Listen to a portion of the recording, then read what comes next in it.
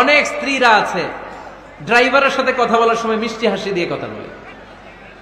বাজারে শপিং করতে গেলে আসসালামু আলাইকুম ভাই কেমন আছেন, কি সুন্দর আসসালামু আলাইকুম। স্বামীর সামনে আসলে আর এই মিষ্টি কথাটা নাই, কাজের বুয়ার মতো নিজেকে উপস্থাপন করে স্বামীর সামনে। আর বাইরে গেলে মেকআপ করে পার্লারিং করে যায়। হওয়া দরকার ছিল উল্টা। অনেক মায়েরা নিজেরা থাকে চাকরিতে আর ছেলে মেয়েদেরকে দিয়ে রাখে কাজের মেয়ের কাছে। মনে রাখবেন, আপনি যদি অফিসে চাকরিতে ব্যস্ত থাকেন আর ছেলে মেয়ে যদি কাজের মেয়ের কাছে মানুষ হয়, তাহলে ছেলে মেয়ে আপনার আচরণ পাবে না, সে কাজের মেয়ের বুয়ার আচরণ পেয়ে পেয়ে বড় হবে। ছেলে মেয়েদের জন্য টাকা ব্যয় করার চেয়ে ছেলে মেয়েদের সাথে সময় ব্যয় করা বেশি গুরুত্বপূর্ণ।